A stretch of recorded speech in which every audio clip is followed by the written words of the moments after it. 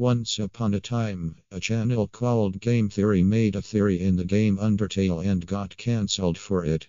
Matthew Patrick, the host, has made very few theories to trigger an entire community. The next noticeable controversy, at least from my perspective, is the FNAF Gregbot theory where he predicted Gregory, one of the kids from FNAF, being a robot. Now, you're probably wondering why I bring this up. Well, FNAF and Undertale, despite being two completely different games with completely different devs, have a lot in common. I mean, just listen to game theory because this is something they didn't get wrong.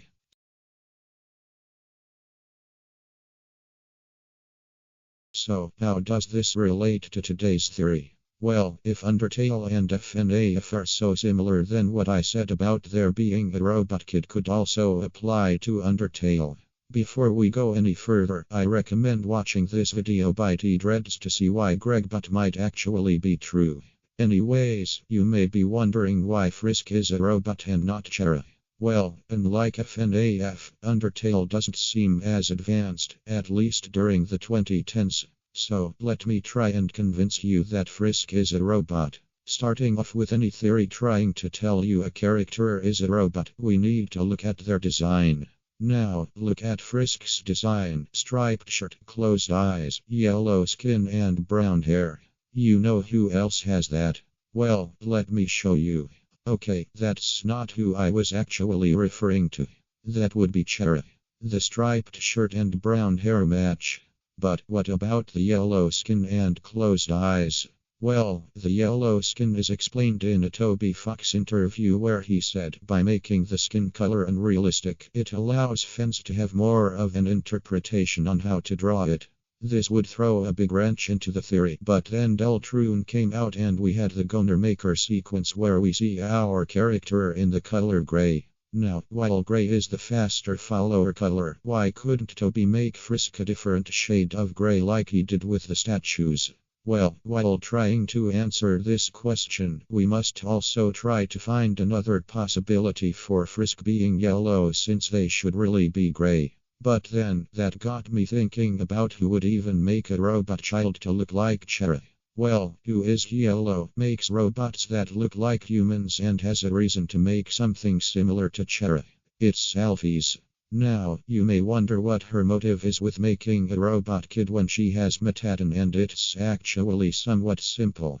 You see, in Alphys' True Lab entries, she mentions Metatron not really caring about her that much and just using her for his new body. It's likely he won't even talk to her anymore once he does. So, she would build another robot, one that is like a human but doesn't have a monster soul so it won't leave her. Another reason for her creating this robot would be to impress a score. Now, why do that again? Well, from the Metatron quiz, we know she had a crush on a score at one point, and if she created a robot that looks like a score's human child, as fine might be a thing. As for how she knows about Cherry is pretty simple. The VHS tapes mention their name, and if it's in black and white, then her interpretation of Cherry makes sense. It makes even more sense when you realize Alphys is a fan of The Simpsons, a show with most people being the color yellow. Now, one thing that throws an even bigger wrench in this theory is the question of how does Frisk start off in Alphys' lab and end up in the ruins? Well, I have one word to answer that question with: flowy. Now, as we know, Flowy has done pretty much everything and knows pretty much everything from pretty much everyone. This would mean he knows about how to create a robot, but he might also know how to add a few things. Why would he do that? Well, he's curious and bored, so putting two and two together means he'd be down for something new. Furthermore, since the robot is like Cherry, he would absolutely think it would help him feel something again. This would also explain why he sees Frisk and Cherry as the same person, since that's what their purpose was. But, like in the real world, robots are soulless compared to humans, so he'd need to do something to make it more human. But how would he do that?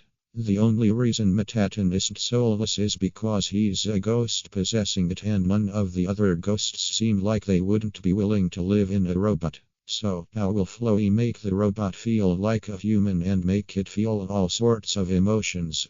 Now, this is the part that is absolutely insane, but hear me out. Floey created the player.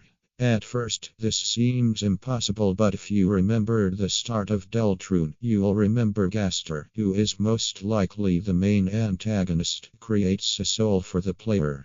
This would be a parallel since Floey is the main antagonist of Undertale, and having the main antagonist be responsible for their defeat by their own actions from a force stronger than them seems like something that's going to happen in Deltrune. It also explains the cutscene at the end of True Pacifist. Now, how does this answer the question of how Frisk ends up in the ruins? Well, we know Floey can travel pretty much everywhere underground since he's a flower. He also has vines, which are his equivalent to hands.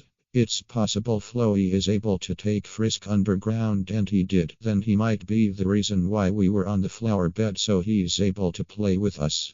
But there's one problem, not with this theory because there's a lot wrong with it, but Flo's plans to be all powerful.